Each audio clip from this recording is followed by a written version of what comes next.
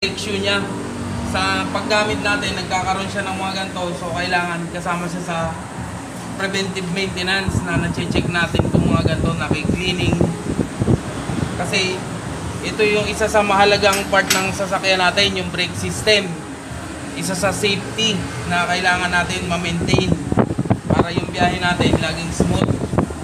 So kailangan natin mag-brake cleaning. So, ano pa gagawin mo dyan, Michael, bukod sa linis? Ang pinakaano natin dito, sir, ilulubricate natin yung mga moving parts niya. Like ito may mga grease point kasi tayo na tinatawag.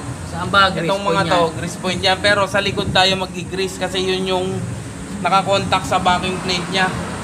Para hindi siya nag-i-stack up, tsaka yung mga lumalangit-ngit na tunog minsan sa brake. So, pag hindi nilubricate yan, so possible lalangit-ngit. Yung ba yung mga squealing sound? Yan, sir, yung mga squealing sound. Pag may preno mo, na apak ng preno, bitaw, miingit. Oh, sir, kasi yun, mga tuyo na yung lubrication niya.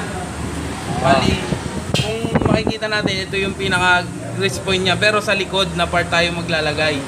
Kasi yun yung may contact na metal to metal. May contact metal to metal doon sa backplate. Oo.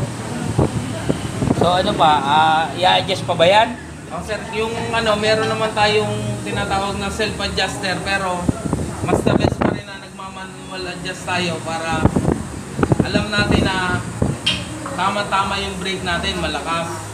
Kasi kung aasa lang tayo dun sa manual adjuster niya, ay sa automatic adjuster, baka hindi na nagpa-function ng maayos yun, at least na-check natin na yung adjuster niya doon sa manual. Mas maganda yung manual adjust din natin siya. Pag na-adjust, na-check yung adjuster kung hindi stack up.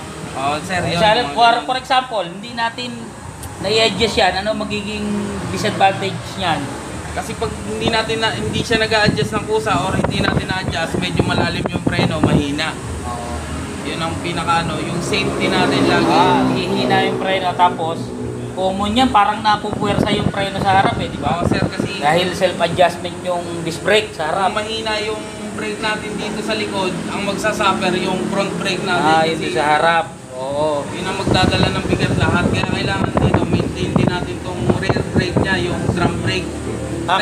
Kasi yung common, ang disc brake, self-adjustment din yun di ba? So pag ito hindi nag-self-adjust, hindi na-check, mauubos agad yung preno, mapupuwersa yung preno sa harap, di ba? Tama ba? Sir, tama po. Yan. So, yan. So, lilinisin daw ni Michael yan, tapos ilulubricate.